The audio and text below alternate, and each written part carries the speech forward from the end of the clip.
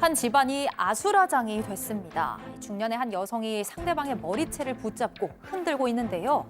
그런데 심지어 이 잡힌 상대 여성의 등에는 갓난아이까지 엎여 있습니다. 이 모습을 지켜보는 한 남성, 어찌할 바를 모른 채 서 있기만 하는데요. 과연 이들 사이에 무슨 일이 있었던 걸까요? 자, 오늘은 이 평범한 줄만 알았던 남자친구가 알고 봤더니 사장님네 막내 아들이었다는 사랑 가족분의 제보입니다. 네, 오늘 제보자는 30대 여성이에요. 작은 회사에서 일하다가 동료로 만난 그 남편, 지금의 남편과 연애를 했습니다. 1년 정도 이후에 이제 남편이 프로포즈를 했어요. 그런데 그 당시에 남자친구죠. 그 당시 남자친구가 그런데 내가 밝힐 게 있어라고 얘기를 한 거예요. 네. 뭐냐면 그 회사의 사장님이자 대표였던 분이 바로 우리 엄마야. 이렇게 얘기를 한 거예요. 사별 후에 홀로 아이들을 키웠다는 그 사장님 좀 버겁고 힘들어서 이별도 생각을 했는데 또 시누이들이 중간에서 잘 이렇게 얘기를 하셔가지고 결혼을 이제 허락도 받고 결혼을 하기로 했습니다. 그런데 문제는 그 다음부터였습니다. 결혼식을 앞두고 제보자가 회사에서 조그만한 실수라도 하면 시어머니 그 대표님은 이 결혼 다시 생각해봐야겠다라고 얘기하거나 아휴 고생해서 남 좋은 일만 했네라고 얘기하면서 농담인 척하지만 막말을 쏟아놓기 시작했습니다. 아하, 이거 말 속에 뼈가 가득입니다, 아주. 네, 앞으로가 더 심각합니다. 일단 이 시어머니 내 회사에서 계속 일하려면 같은 집에서 출퇴근하는 게 효율적이다라면서 합가를 강요했고요. 이후에 제보자가 허니문 베이비를 갖게 됐대요. 그런데 임신한 몸으로 매일 야근을 해야 하는데 그런 상황에서 시어머니가 직원들 앞에서 제보자에게 야, 네 부모가 어떻고 네 남동생이 어떻고 이런 막말을 서슴지 않았다고 합니다. 며느리한테. 그렇죠. 이 부하 직원보다도 더 못한 대우를 해주는 거잖아요.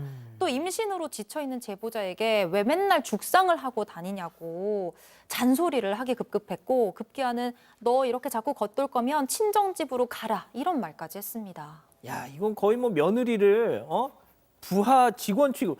요즘에 부하 직원한테도 이렇게 했다간 뭐 이제 안 되잖아요. 자, 결국 시어머니의 이 막말은 선을 넘고 말았습니다.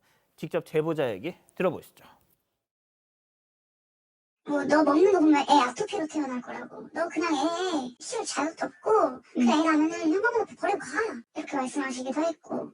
가만히 있어요. 가만히 있어요 그냥. 너는 사랑하는 사람이 저런 얘기 듣는데 아무렇지도 않아? 그렇게 얘기를 했었거든요. 원래 우리 엄마 화나면 좀 극단적으로 얘기해. 그래서 제가 그 이후에는 얘기를 안 했어요. 원래 우리 엄마 화나면 좀 극단적으로 얘기해. 그러게나, 아니, 뭐 이거 그 옆에서 구경하고 앉았어, 남편이? 그러게나 말입니다. 이게 시어머니가 했다는 게 이제 입덧이면서 음식도 제대로 못 먹는데 고기 먹어야 한다라고 하면서 네가 골고루 안 먹으면 태어나는 애가 피부병에 걸릴 거야. 이런 얘기를 할머니 될 사람이 할 수 있는 건가요? 이런 막말을. 게다가 아이고 뭐 저기 살림이나 잘하라면서 해고를 했다. 이거 불법 해고입니다. 이런 식으로 해고를 했으면 고용노동법도 위반하는 거고. 그런데도 그런 일을 보는데도 남편이 우리 엄마 화나면 원래 그래 이렇게 얘기를 했다라는 것이고요. 그래서 도저히 못 견디겠어서 분가를 좀 해달라 그랬더니 남편이 한단 말이 너 돈 많냐? 전세금 있냐? 우리 엄마보다 능력 돼? 이거 진짜 남편이 아니죠 이 정도면. 자, 손녀가 태어난 뒤에도 손녀가 태어났어요. 네. 아토피 아니었죠. 시어머니한테는 손녀 저리 가 내 아들. 너무 자기 아들밖에 없었던 것 같은데 이 제보자는 전업주부였지 않겠습니까? 그래서 24시간 이 손녀를 돌보는 딸을 돌보는 상황이었는데 어느 날 좀 배가 아파서 화장실을 들러날락거리고 좀 있었는데 제보자가 예. 딸이 계속 울었습니다. 그래서 남편한테 기저귀 좀 갈아줘라고 부탁을 했는데 난 지금 화장실 가야 되니까. 네, 배가 아파서 나 그딴 거 할 줄 몰라라고 남편이 그런 얘기를 했다고 합니다. 그딴 거. 예, 그딴 거.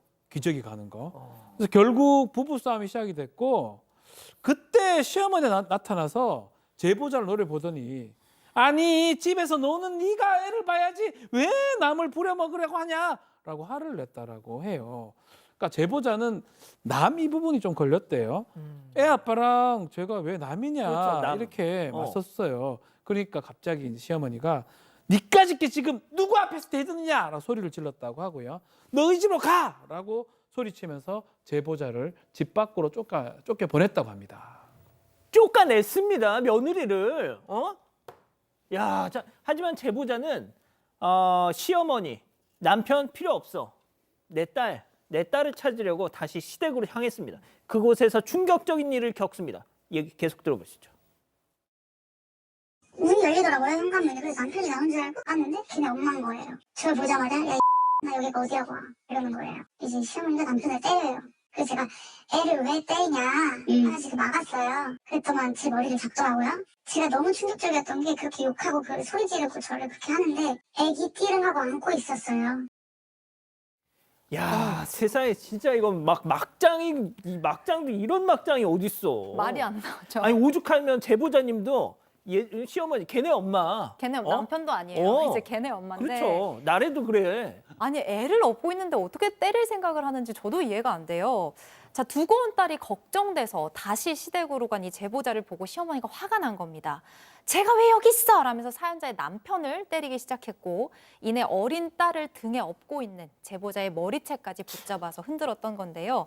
아이가 엎여 있는데도 이 시어머니 뭐 전혀 개의치 않았고요. 결국 부부는 딸을 데리고 숙박업소로 피신을 했다고 합니다. 이 남편이 자기도 맞았잖아요. 그리고 이 상황을 다 봤잖아요. 앞으로 엄마와 인연을 끊겠다. 제발 신고만 하지 말아달라고 부탁을 했대요.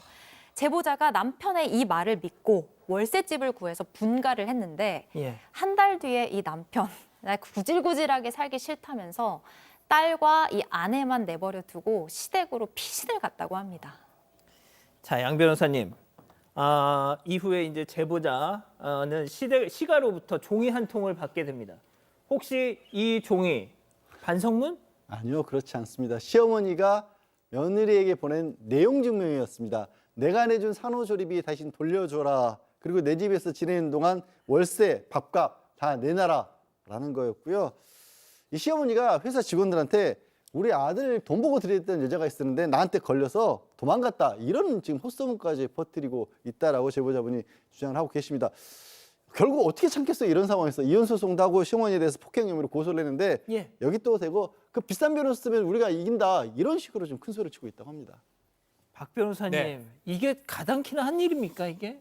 비싼 변호사가 사실관계를 바꿀 수는 없는 거겠죠. 그렇죠. 폭행 고소 부분은 뭐 증거들이 거의 확실하기 때문에 처벌의 가능성도 있다고 봐야 될 것 같고요. 이혼 소송도 유책이 지금 시어머니한테 있어요. 남편도 좀 문제가 많아 보이고 그렇기 때문에 민형 사상은 우리 지금 제보자 며느리가 상당히 유리해 보이긴 한데요. 뭐 그럼에도 불구하고 좀 전문가의 도움을 얻어서 진행을 좀 계속 해야 될 것 같습니다. 자, 양 변호사님, 이 머리채 이게 머리끄댕이 잡는 게 요즘 세상에 가능합니까? 있을 수도 없는 일이죠. 그리고 정말 아이랑 같이 있었다는 게 저는 훨씬 더 충격적인 거고 아동에 대한 육체적 정신적 학대가 될 수 있는 부분인 거고 그거 하나만으로 심히 부당한 대우라고 볼 수 있는 그런 상황에 내용 증명 받은 것도 있잖아요. 오히려 지금 며느리 쪽에서 며느리가 유리한 증거들이 훨씬 많은 상황으로 보입니다. 자, 교수님이 좀 정리를 해주시죠. 네, 뭐 이 사례는 뭐 명백한 학대 사례라고 보입니다. 경제적으로도 정서적으로도 또 물리적으로도 학대가 일어났어요. 뭐 시어머니는 당연히 학대자고요. 이 남편도 회피자를 넘어서서 저는 학대에 공모했기 때문에 학대자라고 봅니다. 그러니까 직접 때리진 않았지만 그 학대가 가능하도록 방치하거나 지지하는 역할을 했기 때문에 저는 이 남편도 시어머니랑 같은 학대자라고 보고요. 그다음에 이제 이 아이 같은 경우에도 사실은 이 아이가 이 엄마가 맞는 거를 정확하게 어린아이기 때문에 무슨 일이 일어나는지 몰라도 그 공포와 두려움을 같이 느끼는 거거든요. 저는 아동 학대로도 보기 때문에 이 아이 같은 경우에도 결코 이 아빠나 이 할머니가 인성과 자격이 안 되는 분들이 키우는 것은 안 될 것 같습니다. 제보하실 게 있다면 사건 반장. 가족 여러분의 진짜 이야기를 듣습니다.